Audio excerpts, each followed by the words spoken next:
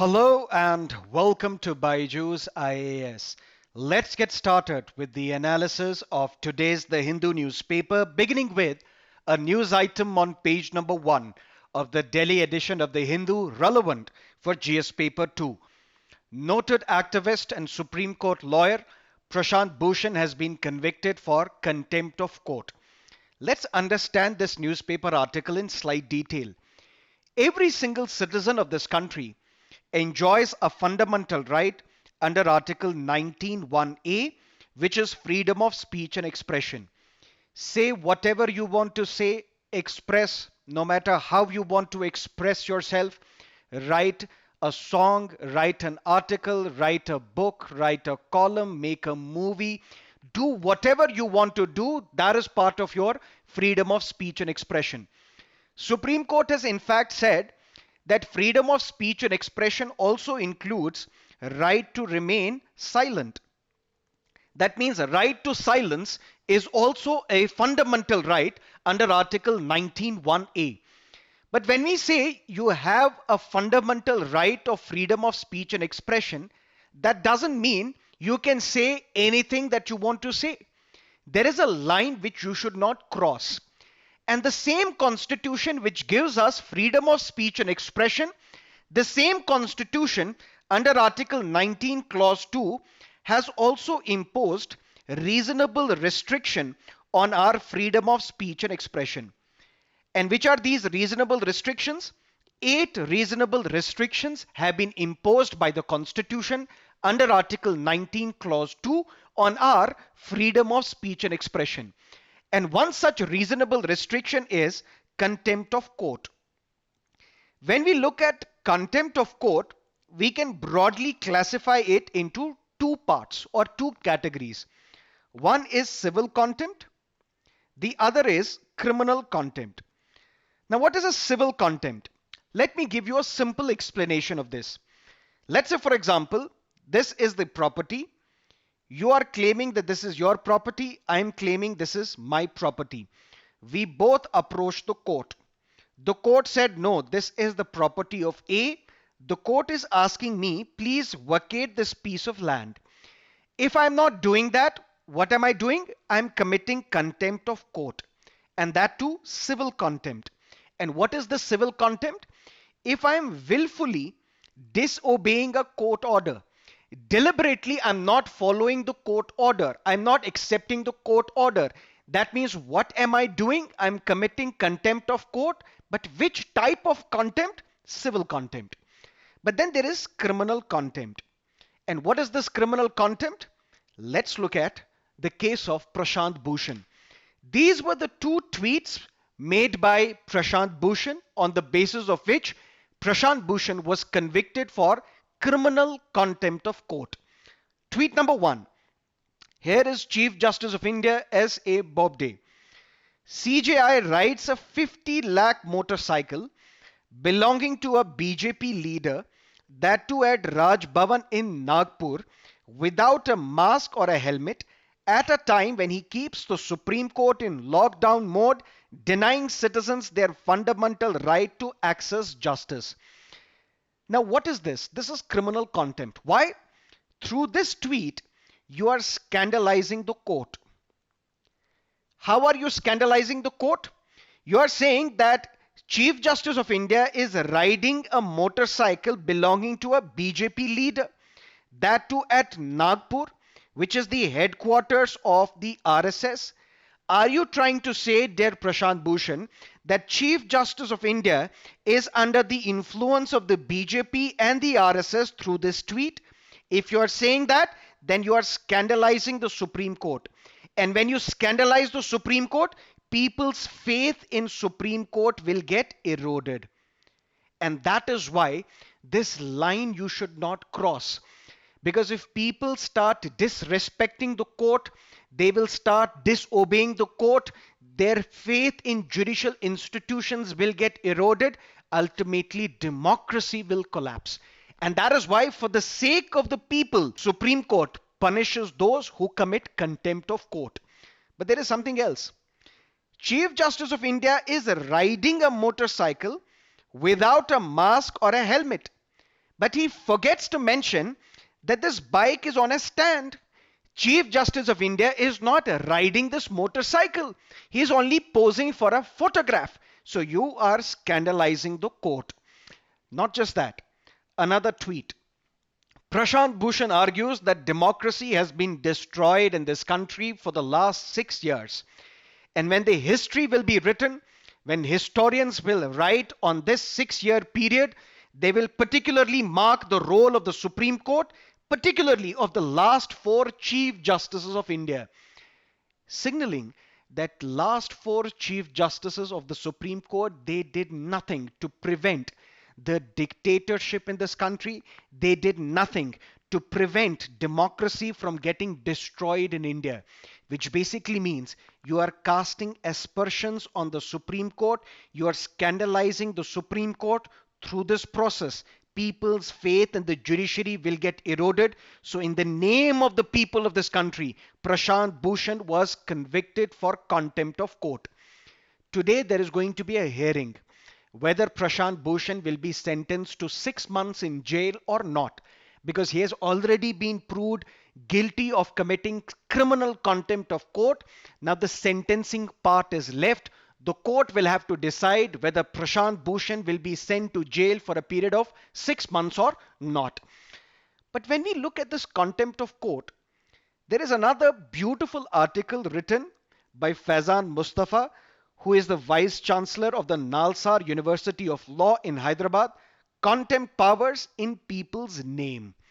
Let's try and understand this newspaper column in slight detail.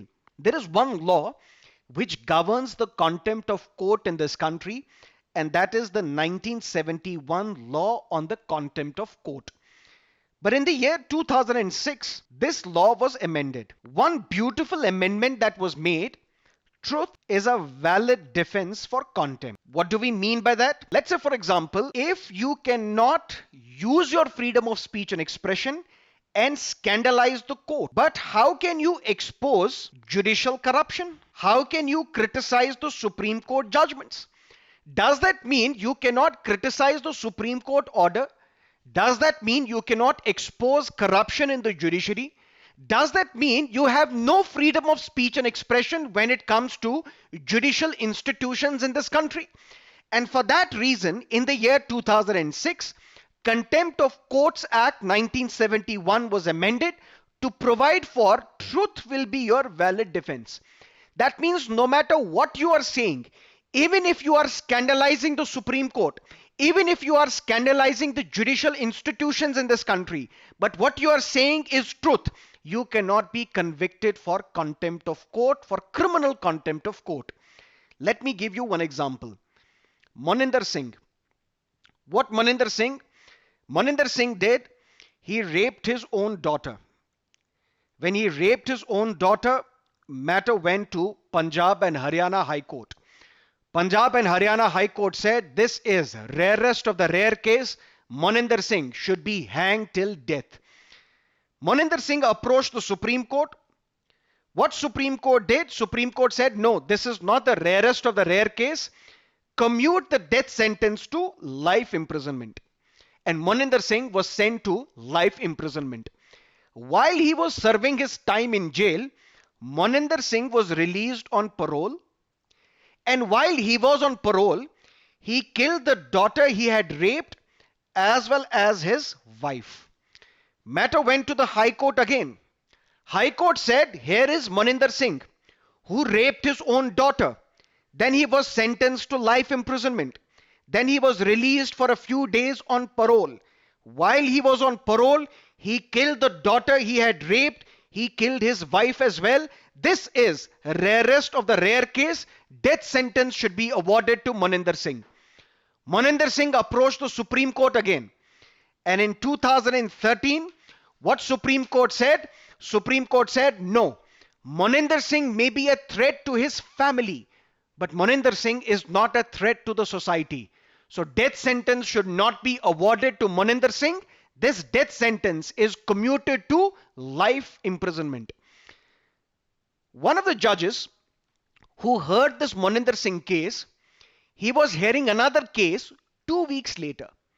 And this time the case related to a 7-year-old boy who was kidnapped, and later on this 7-year-old boy was also murdered.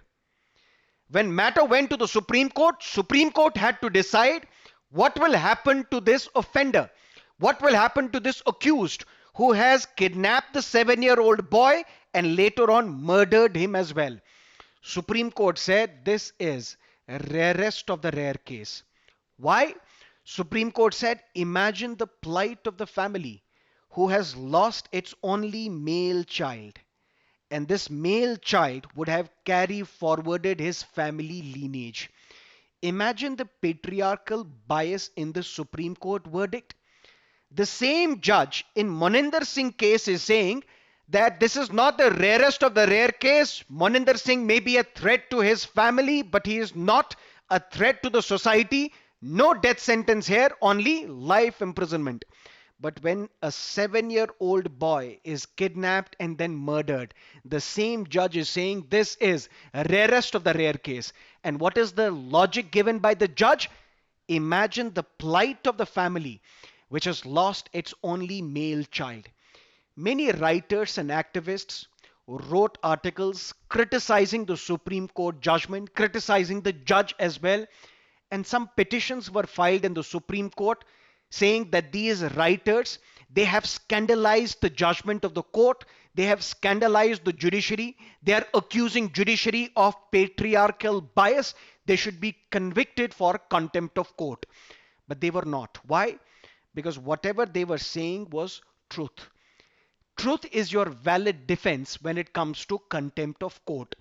This change was made in 2006. That means you can say whatever you want to say, provided it is based on facts, provided it is based on truth, provided you are doing something for the larger public interest. But it is the same public interest that Supreme Court has used to punish Prashant Bhushan, to convict Prashant Bhushan for committing contempt of court. We need to understand that Supreme Court is right because it is final. Supreme Court is right because it is final. Supreme Court is not final because it is right.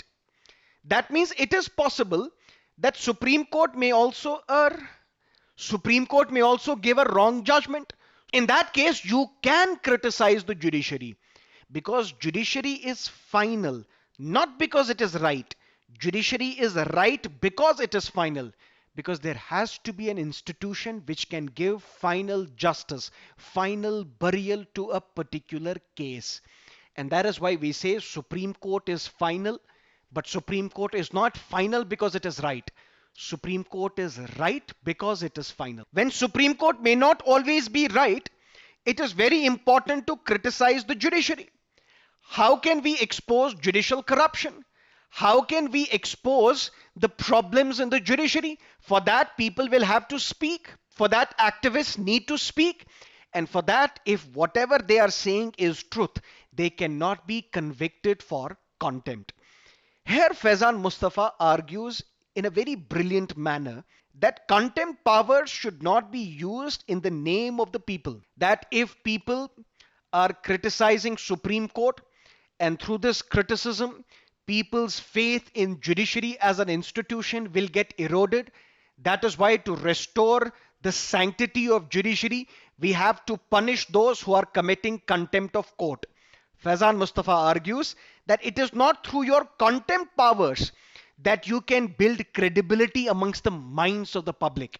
It is only through your orders and judgments, the manner in which you give your judgments. It is through these orders and judgments that people will start trusting, respecting, and having faith in judiciary. The year was 2017. A former judge of Calcutta High Court, Mr. Karnan, he was convicted for contempt of court. Why? Because initially he alleged caste bias. Later on, he wrote a letter to the Prime Minister saying that there is corruption in the judiciary and there should be investigation into the corruption allegations against the judges serving as well as retired judges of the Supreme Court. What the Supreme Court did, a 7-judge bench of the Supreme Court was set up to decide whether Justice Karnan should be convicted for contempt of court because through this letter, through his speeches, he has scandalized the Supreme Court. He has scandalized the justice system in this country. What Justice Karnan did, he did something very hilarious. Since he was the judge of the Calcutta High Court, he issued an order that all these 7 judges who are hearing this case, please come before me. He issued an order to them that all of you should be present before my court. And ultimately, what the Supreme Court did, convicted Mr. Karnan, Justice Karnan, for committing contempt of court, and he was sentenced to 6 months in jail. Something else happened. A year later, in 2018, in an unprecedented move, 4 senior-most judges of the Supreme Court, they addressed a press conference wherein they said that democracy is in danger. 4 senior-most judges, Justice Chalameshwar, Justice Ranjan Gogoi, Justice Madan Lakur, Justice Kurian Joseph, they addressed a press conference, a historic, unprecedented press conference which never ever happened in the history of independent India. They said that we owe our debt to the society. We are repaying our debt to the society. We are placing this matter before the court of the public.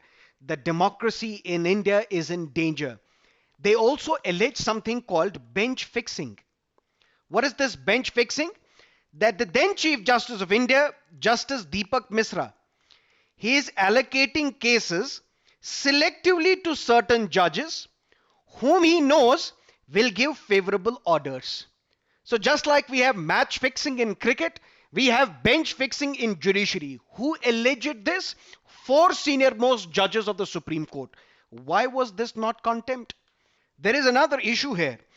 Prashant Bhushan case was heard by 3 judges of the Supreme Court, whereas Justice Karnan case was heard by 7 judges of the Supreme Court.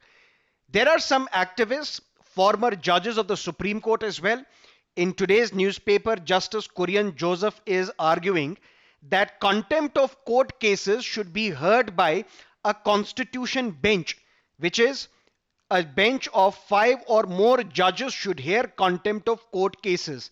Since contempt of court cases, they significantly deal with freedom of speech and expression, which is a fundamental right under the Constitution. That means there are constitutional questions involved, constitutional angles involved. Such cases should only be heard by 5 judges or more. So 3 judges should not hear contempt of court cases. But what is the crux of Faizan Mustafa's article? When contempt of court powers are invoked by the Supreme Court and the high courts in this country, what is the logic? The logic is that if there are people who are scandalizing the court, thereby people's faith in judiciary will get eroded. So we have to ensure that people's faith in judicial institutions is intact, and for that, in the name of the people of this country, we are punishing those who are committing contempt of court.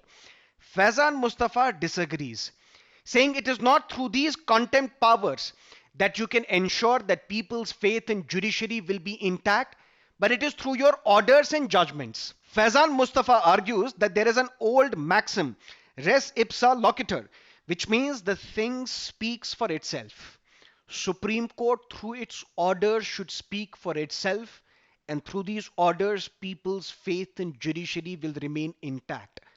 Faizan Mustafa is alleging that something problematic is going on in the Supreme Court, and through the actions of the Supreme Court, people's faith in judiciary is dwindling day by day.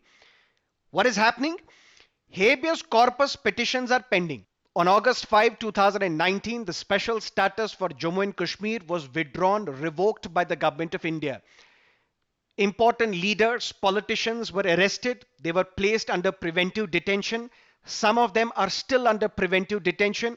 And when habeas corpus petitions are filed in the courts either do not hear these petitions or delay these petitions or take the side of the government. On Citizenship Amendment Act, this act, which was passed by the parliament, ultimately in 2019, when this law was passed, there were series of protests in different parts of this country. There were hundreds of petitions filed in the Supreme Court challenging the constitutional validity of CAA. The Supreme Court is not hearing this matter. which means Supreme Court is delaying or what we call evading decisions on important cases. Similarly, on Article 370, whether the withdrawal or revocation of the special status for J&K, whether it was constitutional or unconstitutional, the court is not hearing this case. Similarly, on migrant workers, when the lockdown was imposed, what happened to these hundreds and thousands and lakhs of migrant workers who were walking on the roads from one state to another? Their plight was ignored by the Supreme Court, according to Faizan Mustafa. And that is how Faizan Mustafa argues that court cannot use its contempt power in the name of the public to restore people's faith in judiciary. If people's faith in judiciary is to be restored, the court will have to act through its orders and judgments. If the judgments are fair, if the judgments are reasonable, if the judgments are just, only then people's faith in judiciary will be restored. Faizan Mustafa alludes to electoral bonds. The constitutional validity of electoral bonds is also pending for many years now. And when important cases are pending, what Supreme Court has decided? To take out a 2009 case. Right now, there are virtual hearings of the Supreme Court going on. There is no physical hearing in the Supreme Court.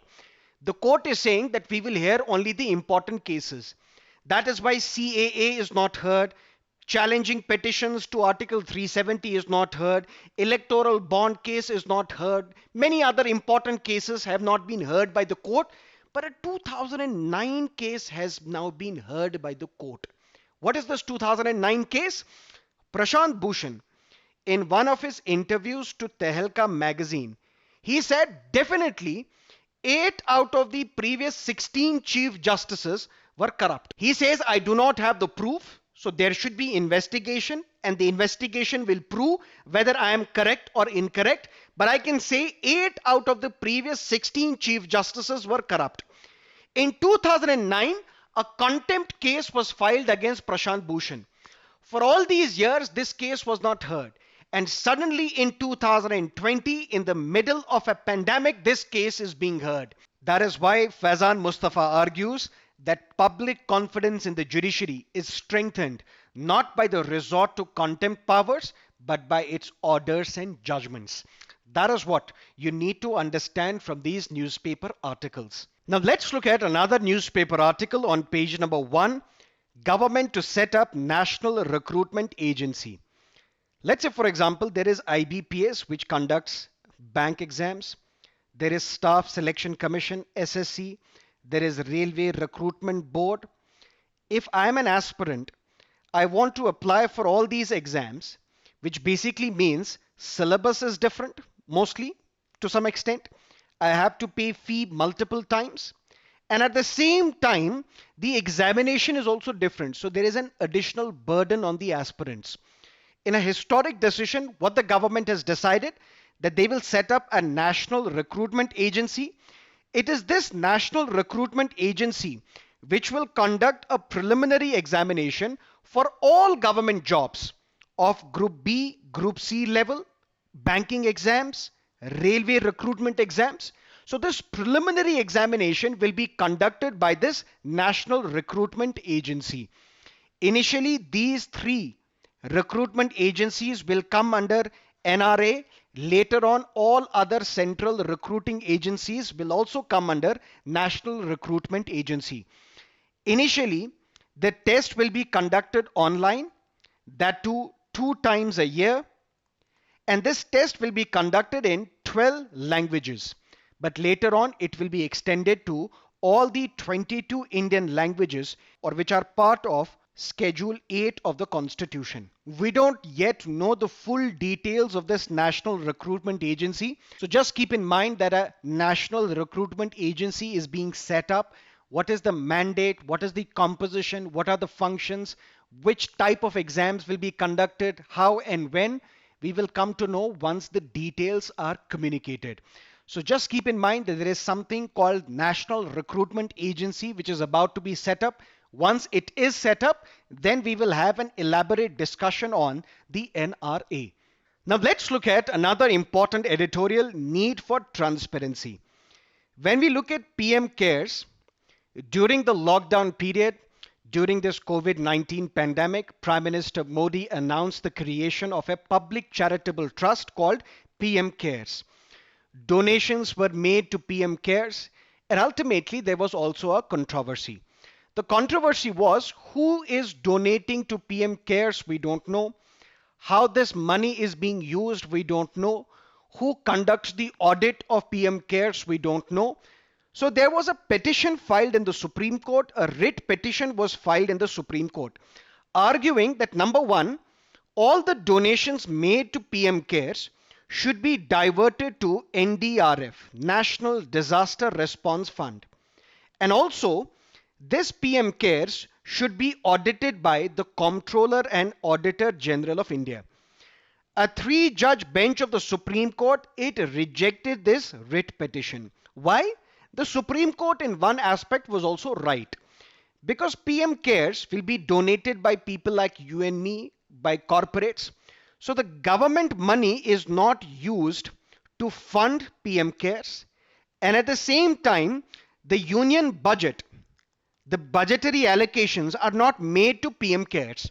That means when public money is not used in PM Cares, why should CAG conduct an audit of PM Cares? But there is another important issue involved, RTI. Under Right to Information Act of 2005, if there is any public authority, you can file an RTI application and get the information regarding the functioning of this public authority. When RTI application was filed asking for details regarding PM Cares, RTI application was rejected. Why? It was said that PM Cares is not a public authority. Critics say why PM Cares is not a public authority, considering the fact that Prime Minister is the head of the board of the trustee, which is overseeing PM Cares. Defense Minister, Finance Minister, Home Minister, they are the other trustees of this board. So how is PM Cares not a public authority? This editorial also says that since the time this trust was created, lakhs of public and private sector employees, they have donated one day's salary to it. Some of them are also claiming that without our consent, our one day's salary is being diverted to PM Cares. Long story short, what is the issue? The issue is that there is a fund called PM Cares. This fund, the government says, is not created by the central government, but this is a charitable fund. Fine. But when it is a charitable fund, why is Prime Minister and his top ministers part of the board of the trustees? That's question number one. Second, why should this fund not come under RTI? So that who is donating money, how the funds are being received, how are they disbursed, they are not known to the public at large. Because what PM Cares lacks, it lacks transparency. And if it is not set up by the central government, why should corporates who donate money to PM Cares, why should that donation qualify as corporate social responsibility expenditure? And on top of that, the government, the ministers, the prime minister, they are publicizing PM Cares. They're asking people to donate money to PM Cares. Why is it that the prime minister and his ministers, why are they not publicizing National Disaster Response Fund? Because the money that this National Disaster Response Fund gets, this money can also be transferred to the states as well. Critics also say, what was the need to have PM Cares Fund in the first place when we already have National Disaster Response Fund and it has a substantial amount of money deposited in it already? So why should we need a separate fund altogether? So when this three-judge bench of the Supreme Court rejected that writ petition, that is why this editorial is there in today's newspaper. And that is all that you need to know from this newspaper editorial. Now let's look at another editorial, data power. There was a time when people would say that there is a crisis or instability in Middle East because Middle East has oil. Now people are saying that data is the new oil. And for data, the countries are going to fight with each other. An investigative report has been carried out last week by Wall Street Journal. Facebook, a social media giant, Facebook has had its share of controversies in the recent past.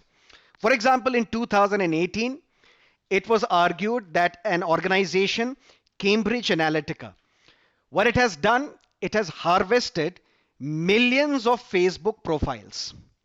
That means the data of the millions of Facebook users was harvested by Cambridge Analytica so that US presidential elections could be influenced. That means the data was used by Cambridge Analytica. The data was harvested from the Facebook profiles of millions of Facebook users in the United States, because it is through this data that we get to know what are the likes and preferences of people, what is the political ideology of an individual. And when we get to know what are your likes and dislikes, what is your political ideology, that is how I can target an ad, a Facebook ad specifically to you. And it is through these political ads that we manipulate and influence the elections.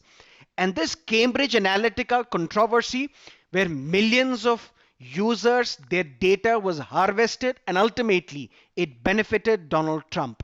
So that was first controversy surrounding Facebook. And now there is another controversy. Facebook, it has its own internal policy. Hate speeches, misogynist speeches, racist speeches, dangerous speeches, they are to be taken down. And those who are involved in these inflammatory speeches, racist speeches, those profiles are also to be blocked. But this Wall Street Journal investigative report, what it said, it specifically refers to BJP's Telangana MLA T. Raja Singh. Despite the fact that he had made controversial posts about Muslims, despite the fact that the internal policy of the Facebook says that these speeches were dangerous, despite that, his profile was not blocked by Facebook. Why? Because the public policy director of Facebook in India, Anki Das, she stopped it. Why?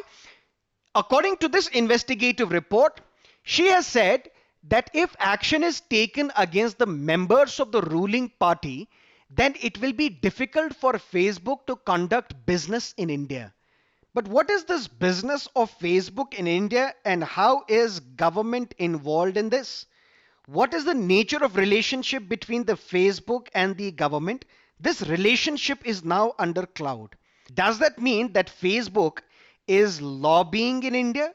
And if it is lobbying, for what? And that is why Congress MP Dr. Shashi Tharoor, who is also the head of the parliamentary panel on IT, it has summoned the Facebook. Another BJP MP, he has written a letter to Lok Sabha Speaker Om Birla that Shashi Tharoor should be removed as the head of this parliamentary panel. So there is a political slugfest going on this Wall Street Journal investigative report, and this is the context of that slugfest. Now you might ask, is this topic relevant for this examination? Yes, it is. And I'm going to extract one mains-based question from this topic that I'm going to provide you towards the end of this lecture.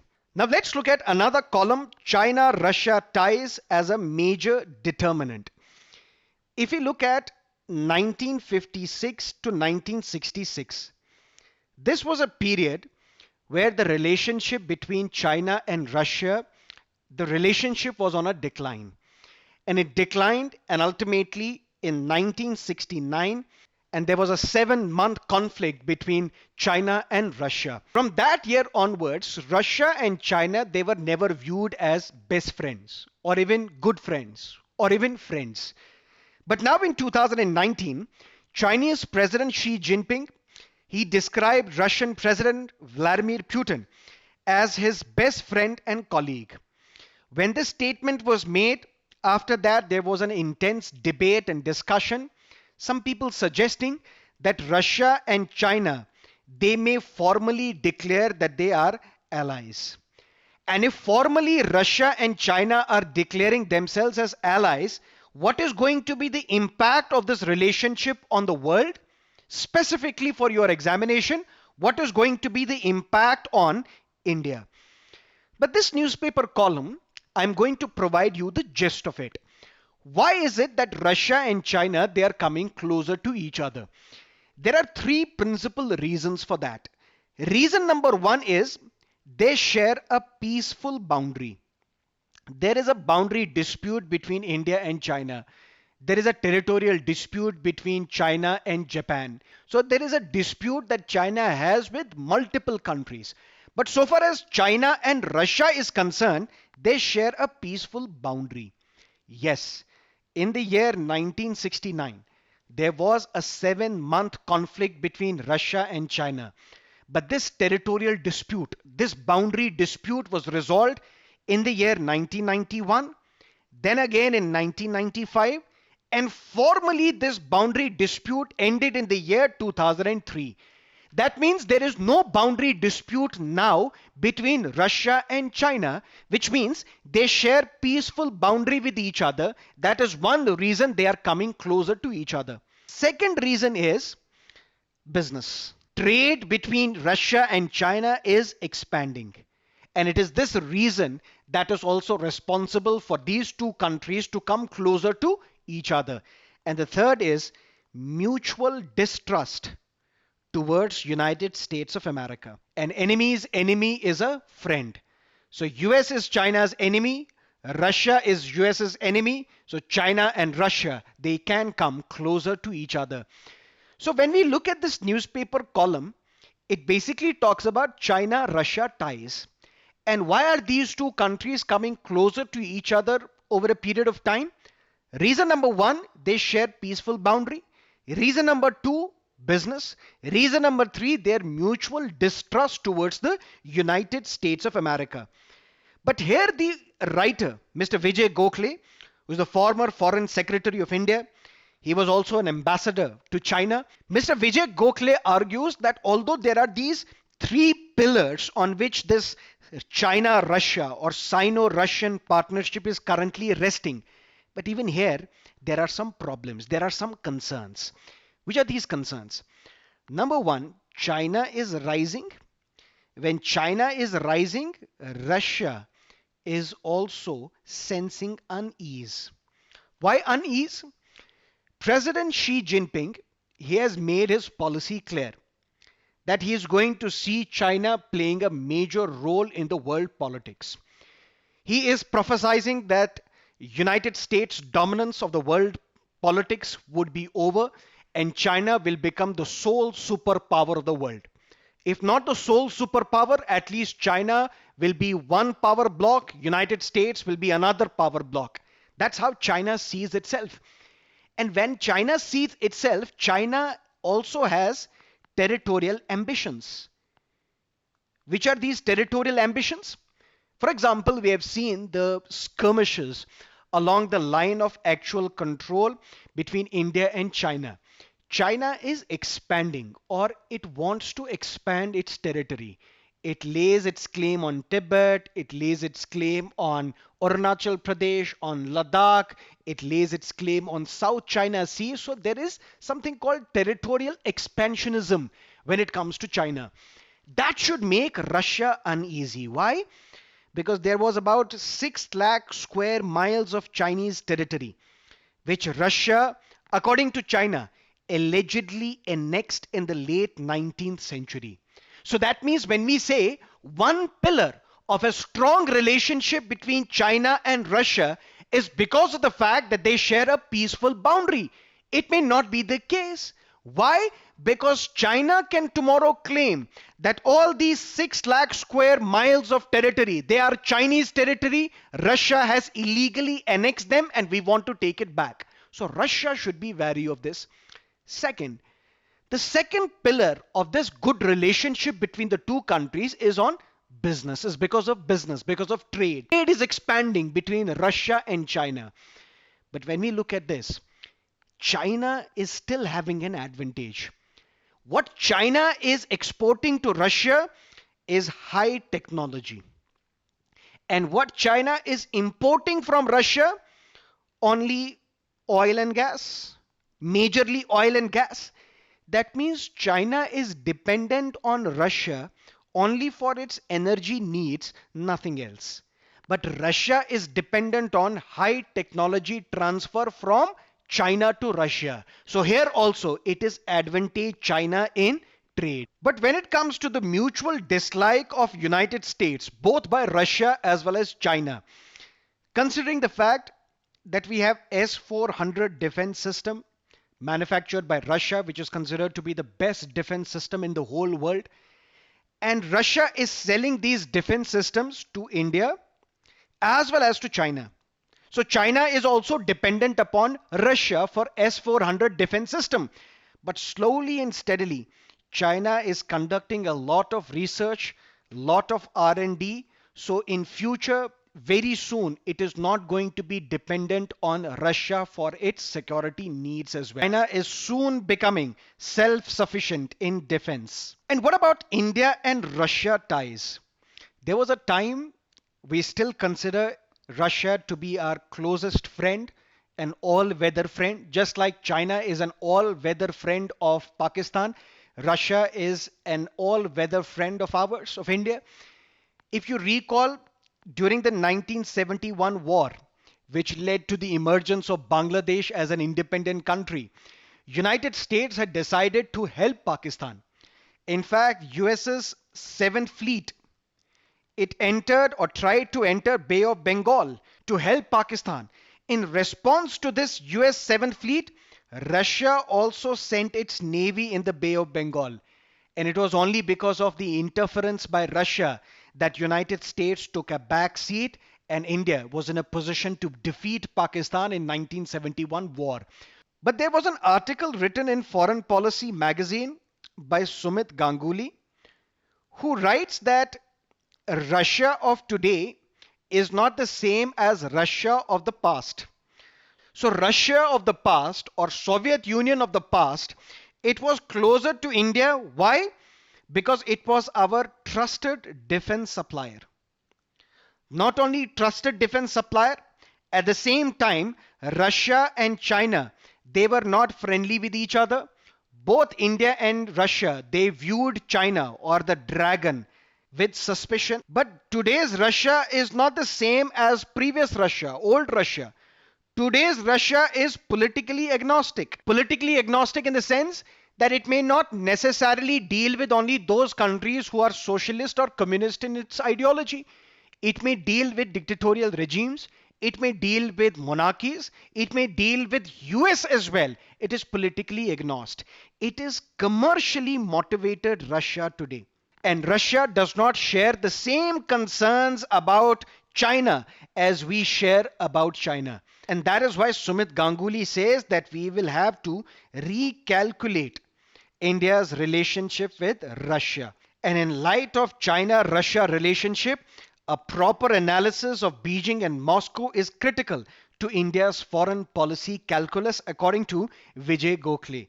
Let's look at another article, Pushing Bigotry to the Margins, written by noted musician and author T.M. Krishna. This topic is not of much relevance and significance for your exams, except one. When we look at social issues, which is part of your GS paper 1, rising communal tensions, mutual distrust amongst different religious communities, how do we address this problem? How do we solve this problem? The solution lies in our educational institutions. Our country's educational institutions have to become places where inter-religious understanding is nurtured, according to T.M. Krishna. So our schools, children should be taught inter-religious understanding. Children should be taught that there is no difference between one individual and the other just because he or she belongs to a different religion. When that understanding is taught to the students, students will understand the value of each and every individual, not just the value of each and every religion. And when that understanding is nurtured, our schools and colleges will become real schools and colleges where students will be taught to become human beings rather than the followers or the blind followers of a particular religion. So that is important for your social issues. When we look at another column, the privatization via graded autonomy, it is related to national education policy. But we will not discuss this newspaper column now.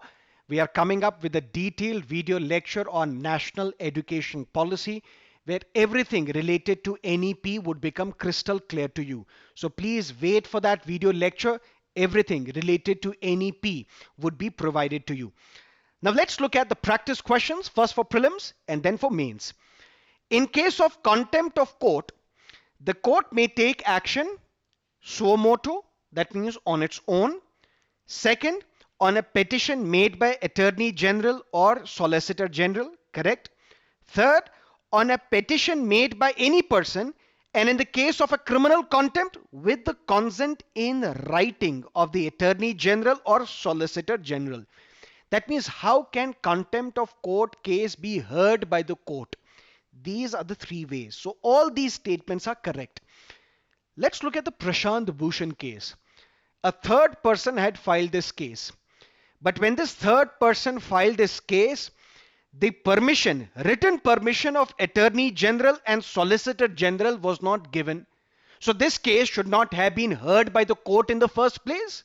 But what the court did, it converted this petition made by a third person into a suo motu petition. When this was converted into a suo motu petition, that means no permission, no consent of Attorney General or Solicitor General is required. Otherwise, the written permission of Solicitor General or Attorney General is necessary for court to take up a contempt petition. So all these statements are correct. Question number 2. Which of the following are reasonable restrictions on the freedom of speech and expression? Public order, yes. Contempt of court, yes. Friendly relations with foreign states, yes. In the interest of cooperative federalism, no. So 1, 2, 3, B is the correct answer. Question number 3. Which of the following are the trustees of PM CARES? Prime Minister is the head of this trustee board, which includes Defense Minister, Finance Minister.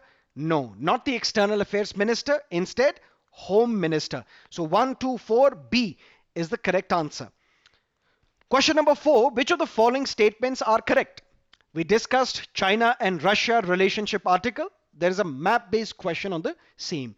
Mongolia shares borders with China and Russia, correct? Kazakhstan shares borders with China and Russia, correct? Both Mongolia and Kazakhstan, they share borders with each other, no. 1 and 2, B is the correct answer. Let's look at the map. This is China, this is Russia, Mongolia and Kazakhstan.